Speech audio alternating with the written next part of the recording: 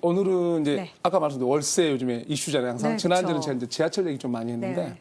오늘은 이제 직주 근접 이 단어 많이 들어보셨을 거예요. 직장과 이제 주택, 자기 집 가까운 걸 얘기하고 그게 월세 시장에 상당히 큰 영향. 항상 이슈 얘기해요. 브리핑하러 네. 들어가면 어떤 이제 특히나 오피스텔이나 뭐 이런 거 소형 월세 시장 가면 정말 직장이 주변에 뭐가 있어서 또 오늘 지하철 얘기 되게 네. 얘기 많이 하거든요. 예, 그래서 이게 소형 월세 시장 아주 절대적 어떤 기준 중에 하나 지난번에 교통이었으면 이건데 네. 오늘 이거에 대한 다른 걸 좀 얘기해 볼까 해요. 이게 틀린 말은 아니에요, 분명히. 그러나 네. 모든 지역에서 이게 효과가 있느냐? 그건 좀 다른 얘기예요. 그래서 이제 이걸 좀 풀어볼 건데요. 우선 직장과 집, 직주 근접, 말 그대로 쉽게 모르는 분이 있을 수도 있으니까 직장과 집이 가까운 걸 얘기합니다. 근접했다 그러죠, 우리가. 네. 그래서 직장과 집이 근접하면 그 집, 소형 그 집이 월세가 상당히 강할 것이다. 좋을 것이다. 물론 소리는 좋아 보여요. 왜냐면 가깝잖아요, 우리가 그쵸. 집이. 예, 네. 좋아 보입니다. 근데 이제 이거를 현실에 좀 풀어보면 그렇지 않을 수도 있습니다. 자, 우선은 따져볼 것이 뭐냐면 직장, 여기서 직주 근접 직장인, 여기서는 우리가 말하는 여기 직장인 대부분이 정규 소득자들이 대부분 여기서 말하는 케이스라고 보는 게 맞습니다. 왜냐면 뭐 우리가 말하는 이제 우리가 분양받으러 갈 때 갑자기 내가 오피스텔에 갑자기 뭐 소득이 아주 낮은 이 뭐지 다가구에 사신 분이 들어오지는 않아요, 대부분이.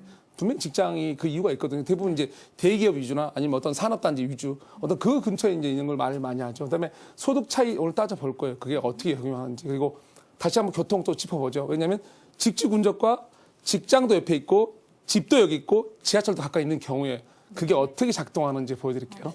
그다음에 이제 지역 노후도. 사실 우리가 많이 이제 직주 근접 얘기하면서 얘기할 때 지역이 대부분 좋은 지역 많이 가서 분양받죠. 네. 예, 근데 그게 과연 효과가 직장 고용 효과가 날까?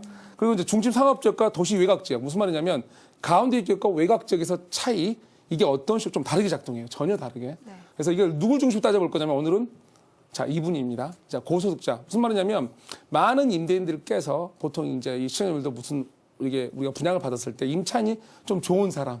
근데 좋은 사람 의미가 이제 물론 이제 인성적 좋은 사람도 있지만 좀 이제면 연봉 높은 분들. 사실 그걸 따지게 돼 있거든요. 자, 그런 분이 이분을 중심으로 시각을 풀어보면 좀 다른 게 나와요. 네. 다른 게 있어서 그걸 이제 풀어보겠습니다.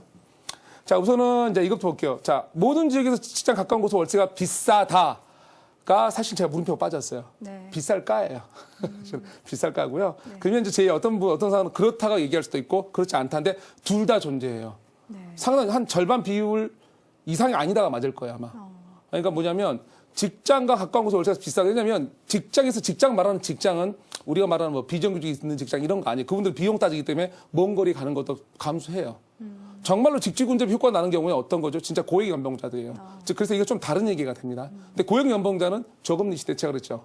나간다고 이제 좀 보시겠습니다. 자, 오늘 질문 몇 가지 던져볼게요.